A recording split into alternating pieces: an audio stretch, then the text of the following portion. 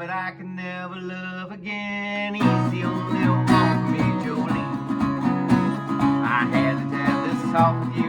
My happiness depends on you and whatever you decide to do, Jolene.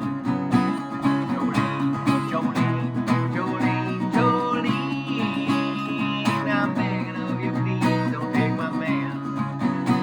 Jolene, Jolene, Jolene, Jolene. Please don't take him just 'cause you can. Jolene, Jolene, Jolene, Jolene.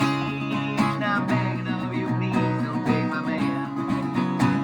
Jolene, Jolene, Jolene, Jolene. Please don't take him even though you can.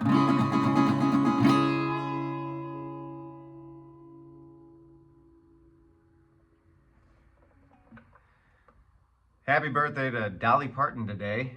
She was born on this date back in back in 1946. That's right. So that song is one of her biggest hits, Jolene, and she actually wrote it in the same day that she wrote one of her other biggest hits, 9 to 5.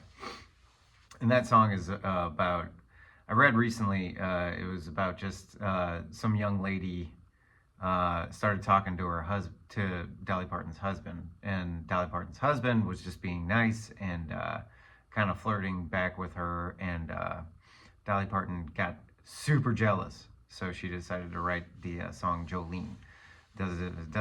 Nothing in the song actually happened. It was just a reflection of her feelings of jealousy surrounding her husband interacting with another woman. Fun. And then also I learned about Dolly Parton today, that in 1974, Elvis Presley, the king of rock and roll, he wanted to record the song I Will Always Love You. Okay?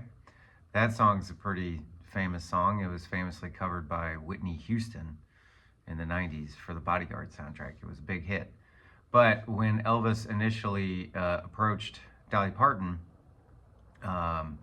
the deal was that if Elvis were to cover one of your songs, then you would give him half of the publishing rights to the song, so that Elvis would record it and then make a lot of money with the song. And then by proxy, the songwriter would make a lot of money too, but you'd have to sign over some of your rights.